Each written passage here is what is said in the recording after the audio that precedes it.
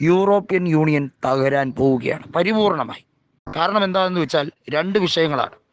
ഒന്ന്, ഇസ്രയേലുമായി ബന്ധപ്പെട്ട വിഷയമായതുകൊണ്ട് മാത്രമല്ല, യൂറോപ്യൻ യൂണിയൻ ഉക്രൈനുമായി ബന്ധപ്പെട്ട കാര്യത്തിൽ എടുക്കുന്ന നിലപാടിൽ ഫ്രാൻസും സ്പെയിനുമൊക്കെ നിലപാടിൽ മയം വരുത്തിക്കൊണ്ട് അവർ മൊത്തത്തിൽ യൂറോപ്യൻ യൂണിയൻ്റെ സംഘടന പറയുന്ന കാര്യങ്ങളെ പരിപൂർണമായി ന്യായീകരിക്കാൻ കൂട്ടുനിൽക്കുന്നില്ല എന്നുള്ളതാണ്.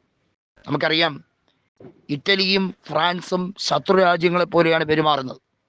ഇറ്റലിയുടെ പ്രധാനമന്ത്രിയായ ജോർജിയ മെലോനി ഏറ്റവും ശക്തമായ രീതിയിൽ ഇമ്മാനുവൽ മാക്രോണിനെ അധിക്ഷേപിച്ചുകൊണ്ട് പറഞ്ഞത്, ഒരു ചൂഷണക്കാരനായ കൊളോണിയൽ ഭരണം വീണ്ടും ലോകത്തെമ്പാടുമുള്ള ദാരിദ്ര്യം ഉള്ള രാജ്യങ്ങളിൽ അടിച്ചേൽപ്പിക്കാനാണ് ഫ്രാൻസ് ഇപ്പോഴും കൊളോണിയൽ കറൻസികൾ അച്ചടിക്കുന്നത്.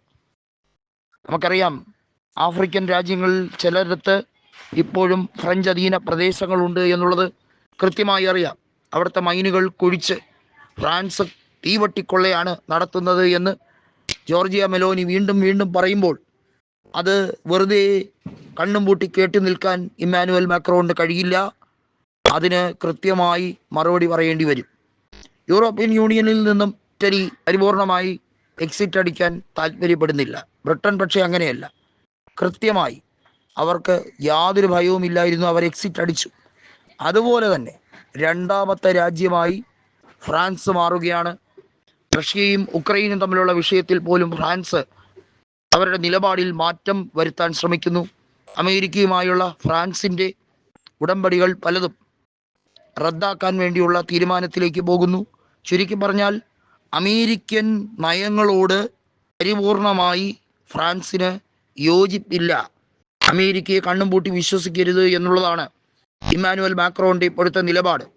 എന്തെന്നാൽ കൃത്യമായി പറഞ്ഞാൽ, ഇപ്പോഴത്തെ നയതന്ത്രപരമായ സമീപനത്തിൽ ട്രംപ് ഭരണകൂടം എങ്ങനെയാണ് അമേരിക്കയുടെ സ്വാർത്ഥ താല്പര്യങ്ങൾ മാത്രമല്ല തൻ്റെ വ്യക്തിപരമായ ബിസിനസ് താല്പര്യങ്ങൾക്ക് വേണ്ടി ഏതാനും ചില രാജ്യങ്ങളെ, അവരുടെ ക്ഷേമ നയങ്ങളെ തല്ലി തകർക്കാൻ ശ്രമിക്കുന്നത് എന്നുള്ളതിന് കൃത്യമായി ഉദാഹരണ സഹിതം ഇമ്മാനുവൽ മാക്രോൺ പത്രസമ്മേളനങ്ങളിലൂടെയും അല്ലാതെയും വിളിച്ചു പറയുന്നുണ്ട്.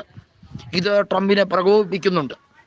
ഫ്രാൻസ് മാത്രമല്ല, ഫ്രാൻസിനോടൊപ്പം നിൽക്കുന്ന ഏതാനും ചില യൂറോപ്യൻ രാജ്യങ്ങളുണ്ട്.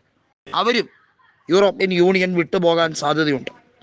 ഫ്രാൻസിൻ്റെ ഇത്തരത്തിലുള്ള നയങ്ങളെ റഷ്യ സ്വാഗതം ചെയ്യുന്നു എന്നത് മാത്രമല്ല, റഷ്യയുമായി കൂടുതൽ സൗഹൃദം സ്ഥാപിക്കാൻ വരുംകാല ദിവസങ്ങളിൽ ഫ്രാൻസിന് കഴിയും എന്നുള്ളതിനും യാതൊരു സംശയവുമില്ല. ട്രംപും ഇമ്മാനുവൽ മാക്രോണും വഴിതെറ്റി തിരിയുന്ന രീതിയിലേക്ക് പോകുമ്പോൾ പുടിനും ഇമ്മാനുവൽ മാക്രോണും തമ്മിൽ പുതിയ ഉഭയകക്ഷി ബന്ധം ബലപ്പെടുത്താൻ കൂടി അത് ഉപകാരപ്പെടും എന്നുള്ളതിന് യാതൊരു തർക്കവുമില്ല.